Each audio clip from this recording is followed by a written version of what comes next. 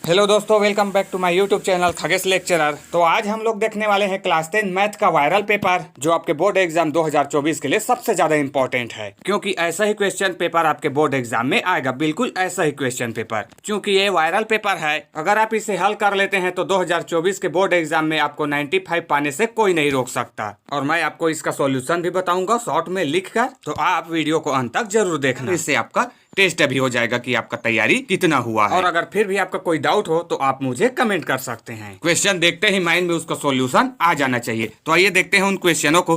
तो ये कुछ आपको इंस्ट्रक्शन दिए जाते हैं फ्रेंड्स, इसको तो आप लोग भली भांति से जानते हैं, है ना। तो आइए हम लोग डायरेक्टली क्वेश्चनों पर ध्यान देते हैं।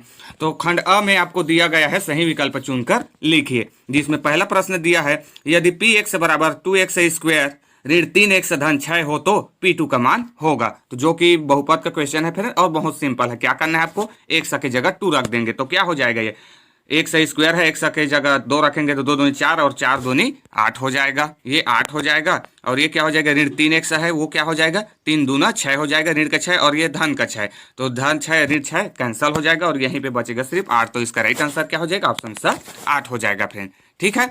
दूसरा प्रश्न है वर्ग समीकरण 4x स्क्वायर ऋण 4x धन 1 बराबर 0 के विवेकतर के मान होगा। तो विवेकतर का मान क्या होगा फ्रेंड, बस आपको इसमें d बराबर b स्क्वायर माइनस 4ac में मान रख देना है। d बराबर b स्क्वायर माइनस 4ac में मान रख देंगे, ये हल हो जाएगा फ्रेंड। आप देख सकते हैं इसे बना के। ठीक है, हम सिर्फ यहाँ पे एनालिसिस कर रहे हैं। इसको हल करने पर मिलेगा हमें 0, अर्थात ऑप्शन आ इसका राइट आंसर हो जाएगा। तीसरा प्रश्न है बिंदु -2 4 किस चतुर्थांश में होगा।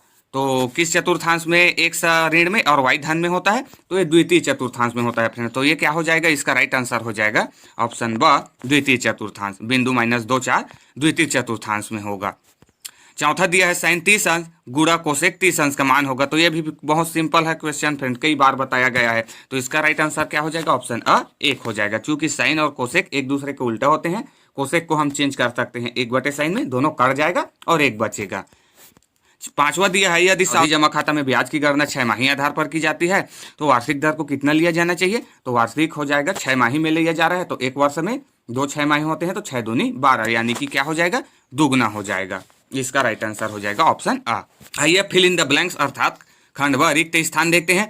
तो रिक्त स्थान में हमें दिया गया है कड़ी 5 धन 1 और कड़ी 5 ऋण 1 का समांतर माध्य खाली स्थान है। तो क्या होगा, कड़ी 5 धन 1 और कड़ी 5 ऋण 1 का समांतर माध्य। क्योंकि समांतर माध्य क्या होता है, इन दोनों को आपको जोड़ देना है और 2 से भाग दे देना है। तो धन 1 ऋण 1 कट जाएगा, फिर ये कड़ी 5 कितना हो जाएगा, 2 कड़ी 5 हो जाएगा। और बटे में क्या है, बटे में भी ऑलरेडी 2 है फ्रेंड, तो 2 और 2 कट जाएगा। तो यहाँ पे आएगा सिर्फ कड़ी का 5। ठीक है, क्या आ जाएगा, कड़ी का सिर्फ 5 आएगा। फिर दूसरा क्वेश्चन है यदि a अनुपात b अनुपात c हो तो मध्यानुपाती होगा। तो मध्यानुपाती क्या होता है फिर, मध्यानुपाती में आपको इस b को डबल कर लेना है। a अनुपात b समानुपात हो जाएगा b अनुपात c फ्रेंड। अब इसी को आपको बटे के रूप में हल कर लेना है। तो हल करोगे तो आपको क्या मिलेगा, b बराबर √ac। तो यही मध्यानुपाती होता है फ्रेंड, √ac हो जाएगा। तो यदि a अनुपात b अनुपात c हो तो मध्यानुपाती कड़ी ac होगा। ठीक है, आइए नेक्स्ट क्वेश्चन देखते हैं। तीसरा दिया है दो वृत्त सर्वांगसम होते हैं यदि उसकी खाली स्थान बराबर हो। तो दो वृत्त कब सर्वांगसम होंगे फ्रेंड, उसकी क्या बराबर होनी चाहिए। तो वृत्त में सिर्फ एक ही चीज तो होता है, क्या, त्रिज्या। तो त्रिज्या बराबर होनी चाहिए, वो वृत्त सर्वांगसम होंगे फ्रेंड। दो वृत्त सर्वांगसम होते हैं यदि उसकी त्रिज्या बराबर हो, त्रिज्या क्या हो, बराबर हो, तो वो दोनों वृत्त सर्वांगसम हो जाएंगे। फिर चौथा दिया है tan 90 अंश माइनस 33 अंश का मान खाली स्थान होता है। तो क्या हो जाएगा फ्रेंड, tan 90 अंश माइनस 33 अंश का मान। तो tan 90 अंश आने पर ये चेंज हो जाता है, किस में चेंज हो जाता है, तो tan कॉट में फ्रेंड। tan किस में चेंज हो जाता है, कॉट में हो जाता है। तो ये क्या हो जाएगा, कोण की जगह दिया है 33, तो ये हो जाएगा कॉट 33 अंश। तो यहाँ पे आ जाएगा कॉट 33 अंश फ्रेंड। ठीक है। पांचवा दिया है दो सम संख्याओं का जोड़ सदैव खाली स्थान होता है। तो दो सम संख्याओं का जोड़ क्या होता है, तो ये भी सम होता है फ्रेंड। दो सम संख्याओं का जोड़ हमेशा सम होता है फ्रेंड। ठीक है। अब आइए खंड स देखते हैं, जो कि सत्यासत्य दिया गया है। सत्यासत्य में हमें पहला दिया है सभी वृत्त समरूप होते हैं। तो क्या ये सत्य है कि असत्य है, तो ये सत्य है फ्रेंड। जितने भी वृत्त हैं वे सभी के सभी आपस में क्या होते हैं, समरूप होते हैं। तो ये सत्य हो जाएगा, सभी वृत्त समरूप होते हैं। दूसरा दिया है एक्स अक्ष पर स्थित किसी बिंदु का y निर्देशांक 0 होता है। तो क्या होगा फ्रेंड, ये सत्य होगा कि असत्य? तो ये भी सत्य है फ्रेंड। कोई बिंदु अगर x अक्ष पर स्थित है तो उसका y अक्ष निर्देशांक शून्य होगा, और अगर कोई बिंदु y अक्ष में स्थित है तो उसका x निर्देशांक शून्य होता है। ठीक है, तो बिंदु x पर है तो y शून्य होगा। तीसरा दिया है घन में 7 कोरे होते हैं, तो क्या ये सत्य है कि असत्य है? तो ये असत्य है फ्रेंड। घन में 7 कोरे होती है, ये असत्य है, क्योंकि घन में 7 कोर नहीं बल्कि कितने होते हैं? 12 कोर होते हैं फ्रेंड। घन में कितने कोर होते हैं? 12 कोर, ये भी याद रखना। चौथा दिया है सेवा कर अप्रत्यक्ष कर होता है। सेवा कर अप्रत्यक्ष कर होता है, तो क्या ये सही है कि गलत है? तो ये भी क्या हो जाएगा? सत्य हो जाएगा फ्रेंड। क्या हो जाएगा? चौथा भी हमारा सत्य हो जाएगा। सेवा कर है वो अप्रत्यक्ष कर होता है। ठीक है, सेवा कर अप्रत्यक्ष कर होता है। सेवा ही तो जीएसटी है, जीएसटी के बारे में सुने हो ना, तो जीएसटी भी अप्रत्यक्ष कर है, इसको भी याद रखना, जीएसटी भी पूछ सकता है। तो सेवा कर अप्रत्यक्ष कर है। फिर पांचवा दिया है किसी त्रिभुज में 2 भुजाओं का योग तीसरी भुजा से छोटा होता है, तो क्या ये सत्य है कि असत्य है? तो ये असत्य है फ्रेंड। किसी भी त्रिभुज में 2 भुजाओं का योग तीसरी भुजा से छोटा नहीं होना चाहिए, बल्कि क्या होना चाहिए? बल्कि बड़ा होना चाहिए फ्रेंड, तभी त्रिभुज बनेगा। किसी भी त्रिभुज में 2 भुजाओं का योग तीसरी भुजा से छोटा नहीं बल्कि बड़ा होना चाहिए। ठीक है, तो ये छोटा होता है दिया है, तो ये गलत हो जाएगा। अब आइए 2 नंबर वाले क्वेश्चनों को देखते हैं। ये 2 और 3 नंबर वाले क्वेश्चन फ्रेंड्स आपके तीनों सेट में अलग अलग होते हैं, और 4, 5, 6 अंक के क्वेश्चन सभी सेट में समान होते हैं। ठीक है, तो इन्हीं बस को आपको अच्छे से देखना है, और 4, 5 नंबर वाले क्वेश्चनों को आपको अच्छे से तैयारी करना है फ्रेंड, चूंकि वो मोस्ट इंपॉर्टेंट भी है और वहां से आपको बहुत ज्यादा नंबर मिलने का चांस होता है। तो हमें 2 नंबर में दिया है यदि 2 धन 1 से अनुपात 4 धन 1 से अनुपात 5 धन 1 से हो तो 1 का मान ज्ञात कीजिए, जो कि मोस्ट इंपॉर्टेंट क्वेश्चन है फ्रेंड और वेरी इजी। तो आपको क्या करना है? 2 धन 1 सा और इस 4 धन 1 सा को डबल कर लेना है। 4 धन 1 सा समानुपात 4 धन 1 सा, और फिर आपको बटे के रूप में लिख लेना है और पक्षांतर करके तिर्यक गुणा कर देना है फ्रेंड, 1 का मान मिल जाएगा। ठीक है, बहुत आसान क्वेश्चन है। तीसरा क्वेश्चन हमें दिया है प्रथम 10 विषम संख्याओं का औसत ज्ञात कीजिए। प्रथम 10 विषम संख्याओं का आपको औसत ज्ञात करना है फ्रेंड। तो प्रथम 10 विषम संख्या कौन कौन से होंगे? 1 होगा, 3, 5, 7, 9, 11, इसी प्रकार आपको 10 विषम संख्या लेना है।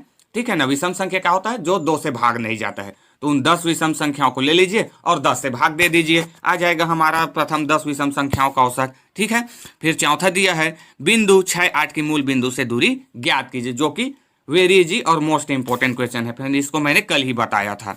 तो ये क्या हो जाएगा? बिंदु 6, 8 की मूल बिंदु से दूरी ज्ञात करना है। तो आपको क्या कर लेना है? मूल बिंदु क्या होता है? 0, 0। ठीक है, तो आपको 6 ऋण 0 ले लेना है ब्रैकेट में, और इसका वर्ग कर लेना है धन, क्या हो जाएगा? 8 ऋण 0, इसका भी आपको वर्ग कर लेना है, इसको कड़ी में ले लेना है फ्रेंड, इस तरीके से कड़ी में ले लेना है। ठीक है, तो यहां से हमें क्या मिलेगा?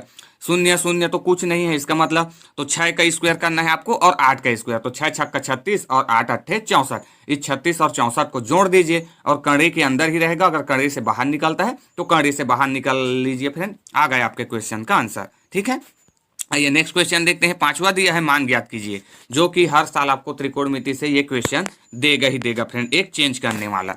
ठीक है, ये क्वेश्चन आपके क्वेश्चन में आएगा ही आएगा। तो ये भी बहुत सिंपल होता है। आपको क्या कर लेना है? ऊपर वाले को या नीचे वाले को किसी एक को चेंज कर लो फ्रेंड, या फिर ऊपर में tan 15 अंश और sin 31 अंश दिया है, इसे आपको चेंज कर लेना है 90 के फॉर्म में, या फिर नीचे वाले को cot 45 अंश या और cos 59 अंश दिया है, इसको आपको किसी को भी 90 अंश के फॉर्म में चेंज कर लेना है। फिर वो एक दूसरे में बदल जाएगा, tan cot में बदल जाएगा, sin cos में बदल जाएगा। ठीक है, तो आपको बस क्या कर लेना है? 90 माइनस कर लेना है फ्रेंड। ठीक है, बहुत सिंपल क्वेश्चन है, फिर भी कोई डाउट हो तो कमेंट कर लेना, वैसे भी आपसे यह क्वेश्चन हल होगा और देखते साथ ही क्वेश्चन बन जाना चाहिए फ्रेंड। ठीक है ना, तभी आप एग्जाम में आपको तो धूम मचाना है। 6वां क्वेश्चन दिया है x स्क्वायर ऋण 5x धन 6 के मूलों का योगफल एवं गुणनफल ज्ञात कीजिए। देखो फ्रेंड कितना सिंपल क्वेश्चन है, गुणनफल और योगफल ज्ञात करना है। तो गुणनफल क्या होता है? c/a, और योगफल क्या होता है? -b/a। तो बस आपको यहाँ से a b c का मान दिख रहा है, उसी को रख दीजिए, हल हो गया फ्रेंड। ठीक है, 7वां दिया है सिद्ध कीजिए कि 2y³ धन 4y स्क्वायर धन 3y धन 1 को y + 1 से भाग करने पर शेषफल 0 है। तो इसमें आपको भाग करने की जरूरत नहीं है फ्रेंड, आपको क्या करना है? आपको y + 1 दिया है तो y + 1 बराबर आप ले लेंगे 0, y धन 1 बराबर हो जाएगा शून्य, तो यहाँ से 1 को पक्षांतर कर देंगे तो y बराबर कितना मिलेगा, ऋण का 1। बस उसी ऋण का 1 को यहाँ पे रख दीजिए इस बहुपद में फ्रेंड। ठीक है, फिर देखिए क्या आता है, शेषफल शून्य आता है कि नहीं। ठीक है, तो ये भी से सिंपल क्वेश्चन है।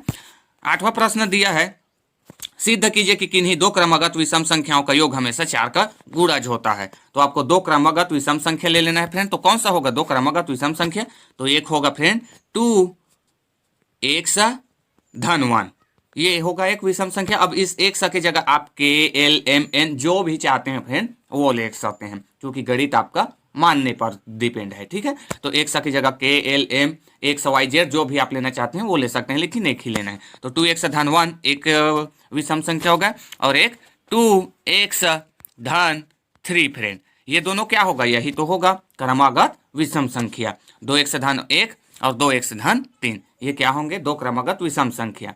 ठीक है, तो क्या हो जाएगा, यहाँ से इन दोनों को जोड़ दीजिए, आपको 4 का टेबल मिलेगा फ्रेंड, 4 का पहाड़ा मिलेगा। ठीक है, तो वही आपका आंसर है, उसी को कहा गया है कि 4 का गुणज यानी कि 4 का टेबल।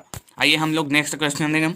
9वां प्रश्न दिया है, एक लंबवृत्तीय बेलन के आधार की परिधि 22 सेंटीमीटर है, यदि बेलन की ऊंचाई 10 सेंटीमीटर है तो बेलन का आयतन ज्ञात कीजिए।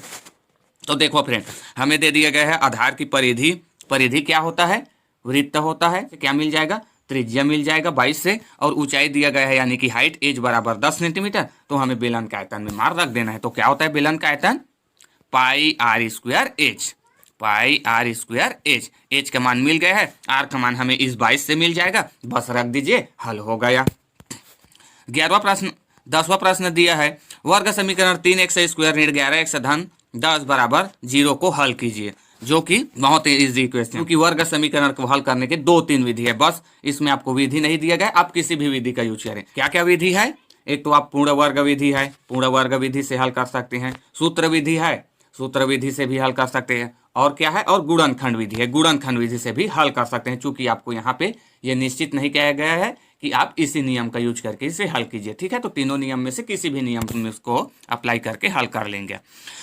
11वां दिया है, उस सरल रेखा का समीकरण ज्ञात कीजिए जिसकी प्रवणता 7/3 है तथा रेखा बिंदु 6 0 से होकर जाती है, जो कि बहुत सिंपल है फ्रेंड। प्रवणता m बराबर हो जाएगा y2 माइनस y1 बटे x2 माइनस x1, तो x2 और y2 तो यही ये बिंदु दिया गया है फ्रेंड, और आपको दूसरा बिंदु क्या ले लेना है, x और y, बस उसी को आपको मान रख देना है। सो सिंपल क्वेश्चन है, अगर आपको फिर भी नहीं आता है तो आप प्ले लिस्ट में जाके देखना, ऐसा क्वेश्चन आपको हल सहित प्रोवाइड किया गया है।